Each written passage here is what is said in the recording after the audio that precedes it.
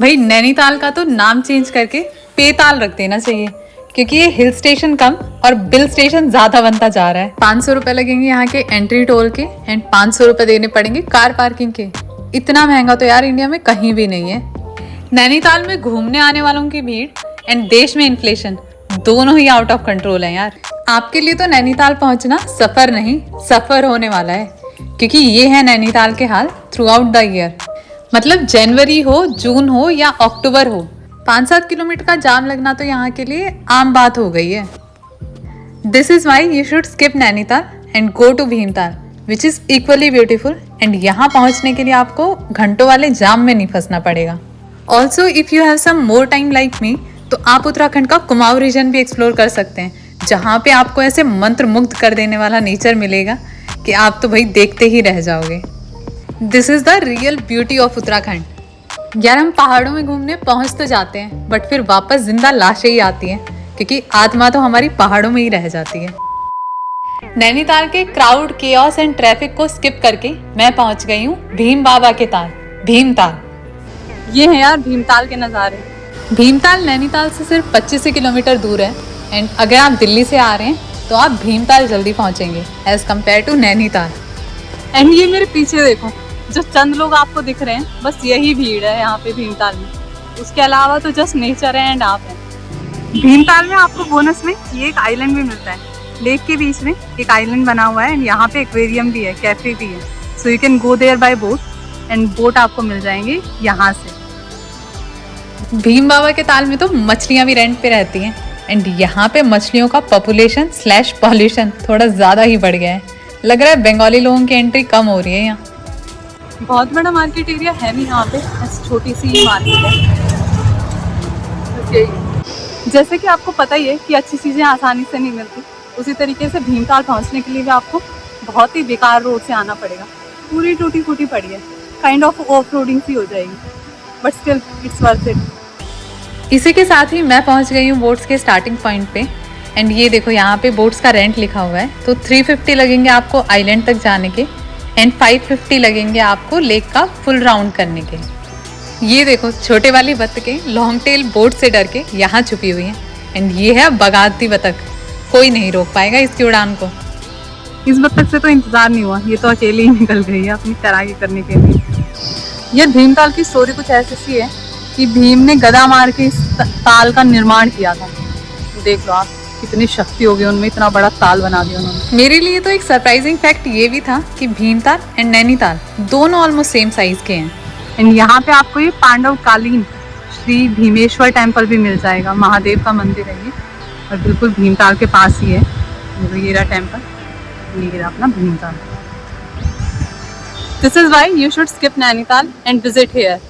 आप भीमताल आइए, आप मुक्तेश्वर आइए and you are going to enjoy it, क्योंकि यहाँ पे भीड़ ही नहीं है, ना ट्रैफिक है, ना भीड़ है, ना फालतू के चार्जेस हैं, just nature and peace. Bhimtal की सुकून एंड शांति को पीछे छोड़ते हुए अब निकलते हैं आगे एंड मैं जा रही हूँ अभी नीम करोली बाबा आश्रम।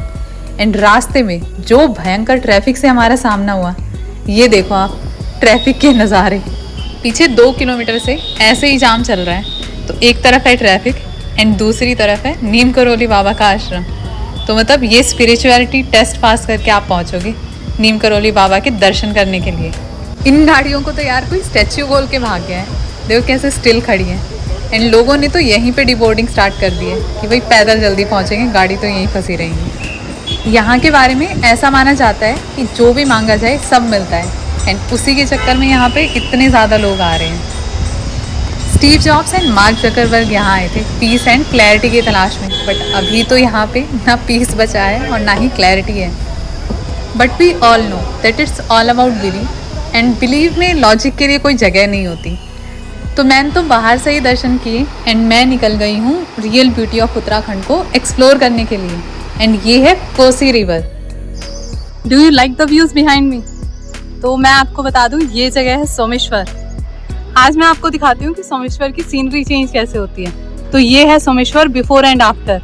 तो मानसून के टाइम पे एंड मानसून के पहले ये ऐसा होता है एंड देन आफ्टर मानसून ये है सोमेश्वर के हाल। यार अलग ही उजड़ा हुआ चमन लग रहा है अब तो सोमेश्वर। तो मेरा ट्रिप एक्चुअल में थोड़ा 1 महीना लेट हो गया, नहीं तो मैं अगर पहले आई होती तो यहाँ पे हमें वही सुंदर सी ग्रीन पैडी फील्ड देखने को मिलती। सोमेश्वर में होता है साई एंड कोसी रिवर का संगम, तो ये देखो यहीं पे हो रहा है।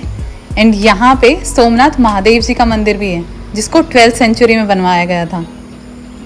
ये हैं यार कुदरत के बनाए हुए नज़ारे, एंड ये हैं हमारे बनाए हुए नज़ारे। इस गांव के लोग ले रहे हैं यार पार्टी ऑल नाइट को थोड़ा ज़्यादा ही सीरियसली। ये देखो कूड़े का भंबार, जहाँ तक नज़र जा रही है कूड़ा ही कूड़ा है। इसके बाद मैं पहुँच गई कौसानी, एंड ये हैं कौसानी से हिमालयन पीक्स के नज़ारे। एंड अगर आप एक एडवेंचर लवर हो तो यार आपके लिए पूरा इंतज़ाम है यहाँ पे, मतलब एडवेंचर एक्टिविटीज़ करते हुए आप पीक्स को एंजॉय कर सकते हो। चलो हम निकलते हैं यहाँ से एंड जाते हैं बागेश्वर के लिए। सोमेश्वर, बागेश्वर एंड बैजनाथ, इन तीनों ही जगहों का नाम महादेव के नाम पे रखा गया है। तो सोमेश्वर में होती है सोमनाथ महादेव जी की पूजा, देन फिर बागेश्वर है जहाँ पे महादेव को बाघ के रूप में पूजा जाता है, एंड देन बैजनाथ है जहाँ पे उनको द डिवाइन हीलर, जो कि वैद्यनाथ भी बोलते हैं हिंदी में, तो उनकी पूजा होती है। Do let me know in the comment section कि इनमें से आप कहाँ पे जाना प्रेफर करोगे। एंड इसी के साथ नज़ारों का मज़ा लेते हुए मैं पहुँच गई हूँ Bageshwar. Right now I am in Bageshwar, and ये बागेश्वर टेम्पल को 10th सेंचुरी में बनाया गया था। एंड आप इस टेम्पल का आर्किटेक्चर देखो कितना सुंदर है, एंड यहाँ पे अलग ही शांति महसूस हो रही है। यहाँ पे 2 नदियों का संगम भी होता है, एंड चलते हैं दिखाती हूँ मैं आपको। ऐसे ही आ रही है Saryu river and this is Gomti river, तो ये दोनों नदियों का संगम होता है यहाँ पे बागेश्वर में। बहुत ही सुंदर सा घाट एरिया भी बना रखा है इन्होंने, एंड ये है बागेश्वर टाउन। एंड घाट पे बैठ के आप बढ़िया नदी को एंजॉय भी कर सकते हो। बागेश्वर टाउन यार मेरे को तो बहुत ही सुंदर लगा, and seriously this is one of the best hidden towns of Uttarakhand. चलो हम निकलते हैं यहाँ से एंड पहुँचते हैं बैजनाथ। बैजनाथ टाउन में है 12th सेंचुरी का बनाया हुआ बैजनाथ टेम्पल, जिसके सामने एक लेक भी है। यहाँ टेम्पल कॉम्प्लेक्स में ओवरऑल 18 टेम्पल्स हैं, जिसमें शिव, पार्वती, गणेश का भी टेम्पल है, एंड ये जो सेंटर में सबसे बड़ा है ये है महादेव का टेम्पल। एंड यार बैजनाथ में ऐसा मैजिकल सनसेट हुआ कि बहुत देर तक तो बैठ के मैं इसी को देखती रही, and this is how my day ended. पहाड़ों के यही तो मज़े हैं कि मतलब हर टर्न पे आपके लिए सरप्राइज़ रखा है। कहीं पे आपको देखने को मिलेंगे चीड़ के जंगल, and then on the very next turn you will see this beautiful waterfall. I hope that you have enjoyed this video, so जल्दी से कर दीजिए like, share and subscribe, and I will see you in the next one.